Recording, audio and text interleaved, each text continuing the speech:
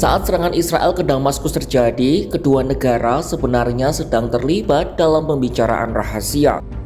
Pembicaraan ini untuk mencari solusi diplomatik atas ketegangan yang terjadi selama beberapa dekade, utamanya terhadap wilayah yang direbut Israel dari Suriah selama Perang Arab-Israel pada 1967. Namun di tengah perundingan, Israel justru menyerang Suriah, termasuk di ibu kota Damaskus. Tindakan ini menimbulkan pertanyaan, apa yang sebenarnya diinginkan oleh Israel? Jika memang ingin negosiasi, kenapa malah melakukan serangan udara yang jelas-jelas bertentangan dengan semangat diplomasi? Simak informasi lengkapnya dalam video berikut.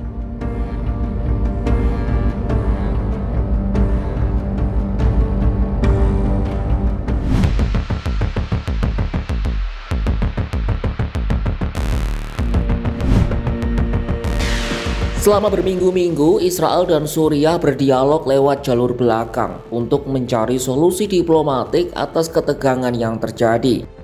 Dikutip dari New York Times, sejumlah media di Israel sempat memuat prediksi bernada optimistis yang mengarah pada kemungkinan tercapainya fakta non-agresi terbatas.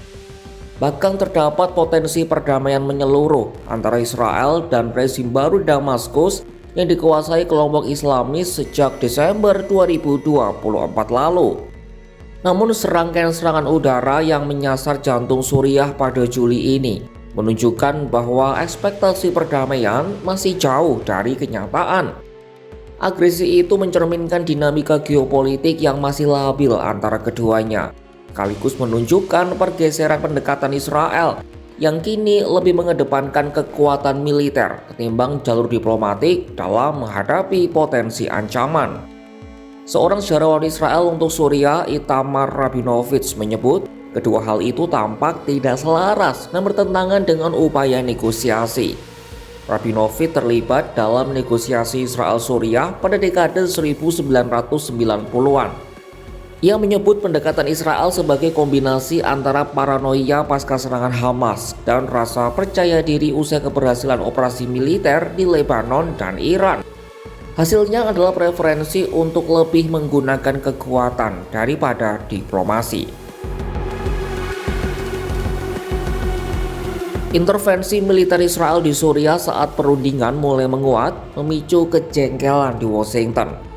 Seorang pejabat AS mengungkap Damaskus sebenarnya telah berusaha meredakan ketegangan, tapi Tel Aviv tetap berniat menyerang. Menteri Luar Negeri AS Marco Rubio mengatakan ketegangan keduanya sebagai sebuah kesalahpahaman. Amerika Serikat disebutnya telah membantu menengahi kesepakatan antara semua pihak yang terlibat dalam bentrokan. We're going to be working on that issue as we speak. I just got off the phone with the relevant parties. We're very concerned about it, and hopefully we'll have some updates later today for you. But we're very concerned about it. We want it to stop.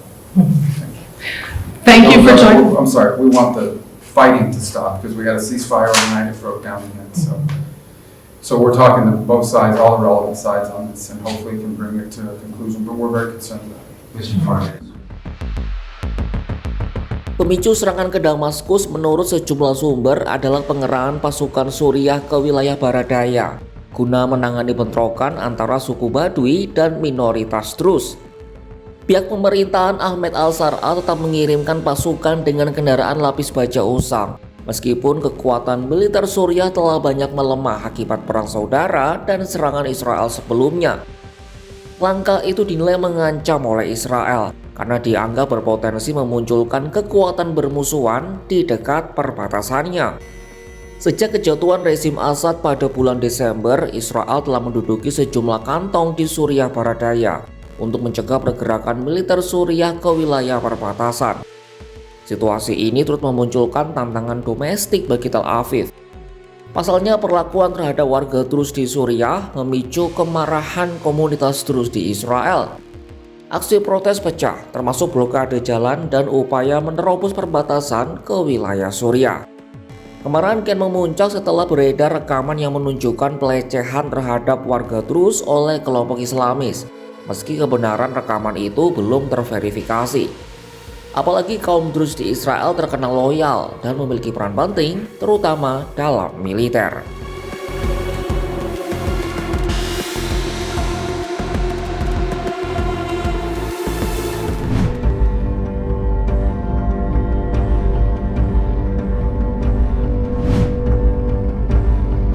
Masih belum jelas apakah serangan Israel ini akan berkembang menjadi operasi militer berkepanjangan atau sekadar upaya sesaat untuk meredam tekanan komunitas Druze di dalam negeri. Wali kota Daliat Al-Karmel, salah satu kota dengan populasi Druze terbesar di Israel, Rafiq Halabi, mengakui tekanan dari komunitasnya telah mendorong pemerintah untuk bertindak. Namun ia tak yakin militer dan pejabat tinggi termasuk Netanyahu ingin terlibat lebih jauh dalam konflik Suriah.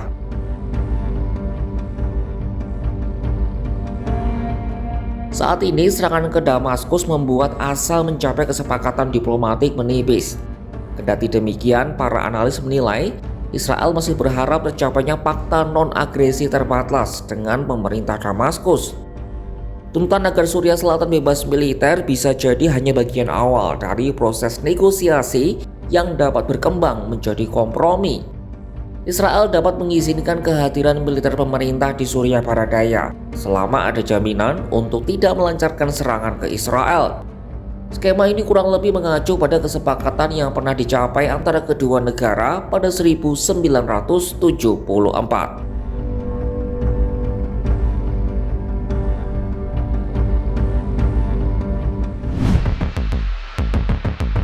Diplomasi dan dominasi kini bersanding dalam satu panggung. Di saat dunia menanti negosiasi, Israel justru mengetuk pintu Damaskus dengan dentuman bom.